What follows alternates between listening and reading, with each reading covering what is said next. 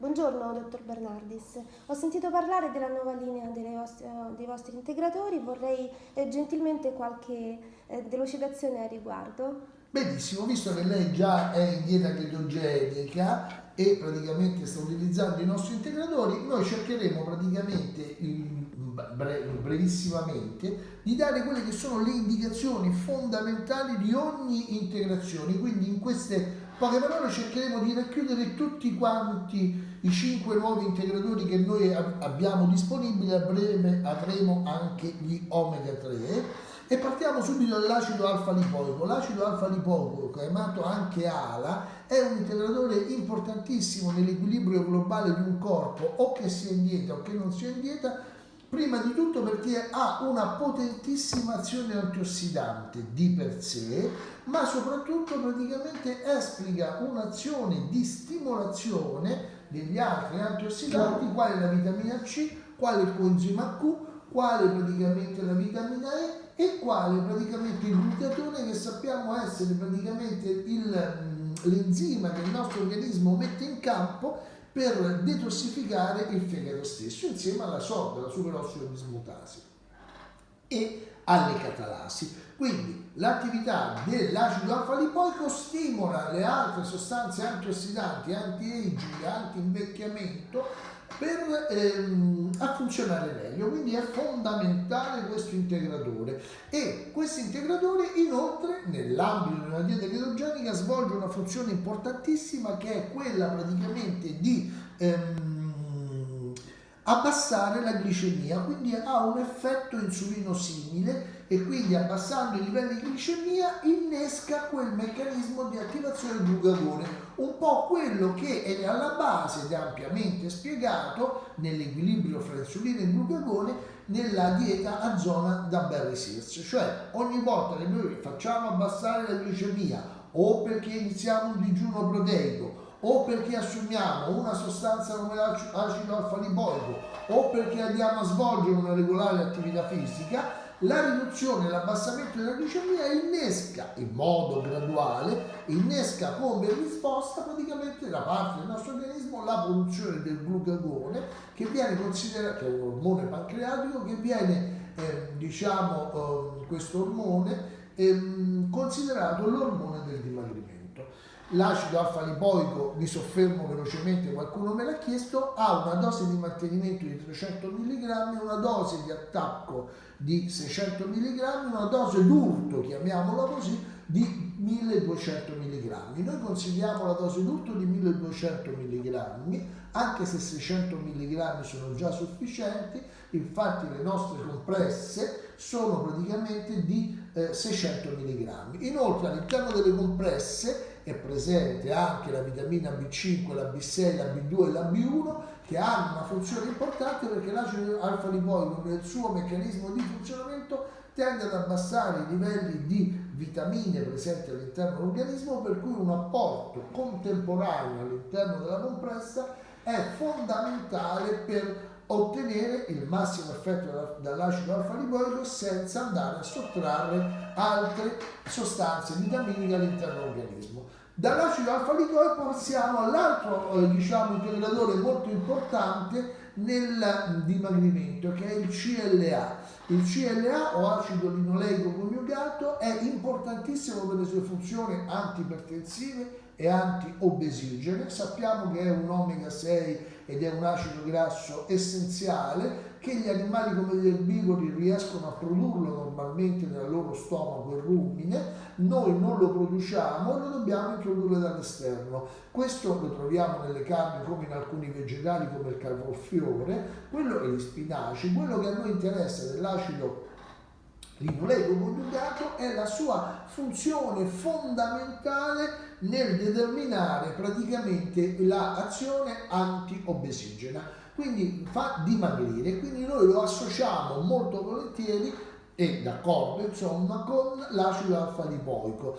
E il CLA noi lo abbiamo in gelo-perle, essendo praticamente poi un olio fondamentalmente a temperatura ambiente, è in gelo-perle da 1000 mg, che impreso in 2 dosi praticamente da 2 geloperle, quindi da 1 grammo, quindi 2 grammi al giorno, è la dose minima di attacco per ottenere gli effetti antiobesigeni. Però alcuni consigliano anche un dosaggio fino a 3 grammi per avere il massimo dell'efficacia senza avere nessun effetto collaterale. L'unico effetto collaterale che può dare l'acido linoleico coniugato in alcuni soggetti è un ammorbidimento delle feci.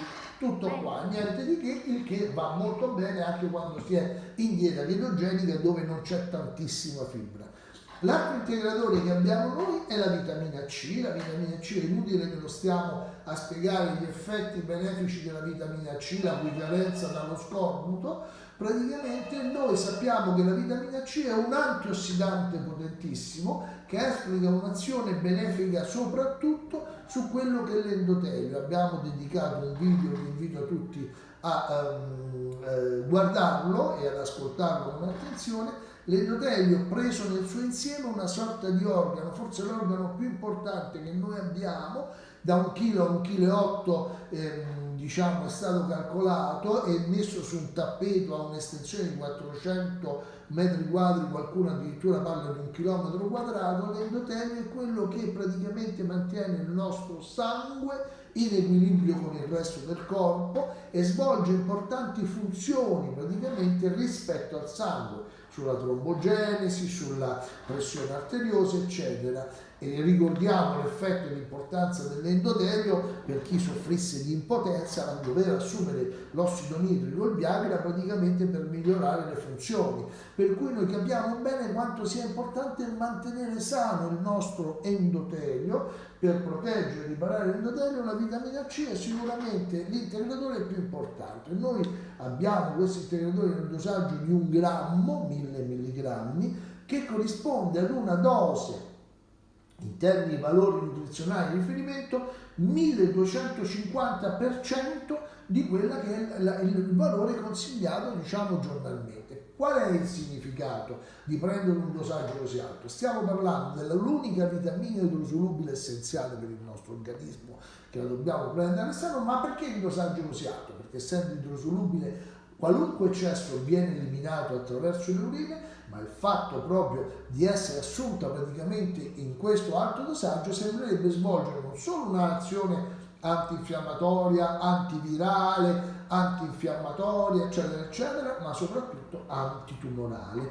Quindi la vitamina C, nel momento in cui noi l'assumiamo in alti dosaggi, perché dalla medicina ortomolecolare, lo stesso Pauling, che è stato diciamo, lo scopritore del DNA, che ha descritto per la prima volta la catena polipeptidica della doppia elica del DNA, è stato quello che praticamente, polinucleotidica del DNA, è stato quello praticamente che ha messo in campo il discorso della vitamina C. Non mi soffermo sulle proprietà benefiche della vitamina C, ci sarà un video dedicato e poi alleghiamo ovviamente una brochure che ci dà tutte le informazioni riguardo proprio ai benefici che si ottengono dall'assunzione di vitamina C.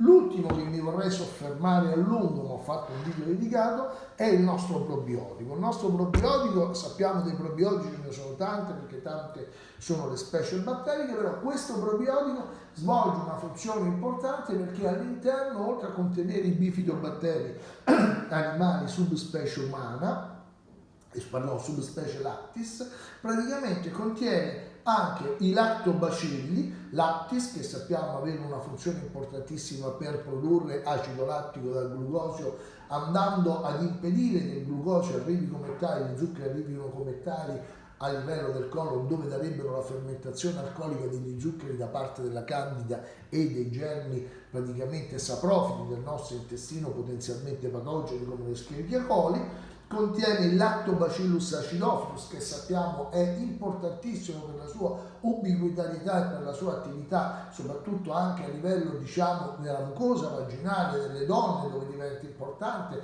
ma diventa importante in tutte le mucose del nostro organismo. Insieme al Lactobacillus salivarius è un elemento protettivo protettivo per la saliva, combattere per esempio a livello del cavolario lo Streptococcus mutans evitando l'insorgere praticamente della carie. Quindi se noi vogliamo avere, non avendo ancora un vaccino contro la carie, possiamo usare il Lactobacillus salivarius come antagonista dello Streptococcus mutans. Questo che cosa ci permette di avere? Ci permette di avere praticamente un contrasto naturale, così a livello del canale rettale, così a livello del canale vaginale, ma la grande capacità che ha dimostrato il salivarius è nel colonizzare positivamente l'ambiente polmonare esposto all'ambiente esterno e soprattutto le vie nasali, rappresentando il Lactobacillus salivarius insieme allo Streptococcus, praticamente rappresenta sicuramente il microbiota della mucosa nasale, quindi evitando le sinusiti eccetera, come a livello del cavo orale, vaginale, rettale, rappresenta praticamente un elemento protettivo fondamentale. In ultimo ricordiamo che è presente anche l'Enterococcus faecium, che praticamente è un enterococco che svolge una funzione protettiva sulla parete intestinale fondamentale, e quindi i nostri probiotici sono veramente, diciamo, da considerare una chicca nei nostri integratori, anche perché assumere i probiotici svolge un'importante funzione antiossidante, ma soprattutto oltre alla funzione antiossidante, perché produce un sacco di sostanze benefiche. Ricordiamo, i probiotici producono il complesso vitaminico B, e tutti sappiamo quanto sia importante avere una buona produzione di vitamina B per il nostro organismo, anche per assorbire il ferro e quant'altro, ma soprattutto praticamente i probiotici con la microflora intestinale praticamente ci fanno prevenire un tumore potentissimo come quello del colon retto, e sembrerebbe abbiano un significato anche molto alto nel prevenire l'insorgenza del cancro della mammella.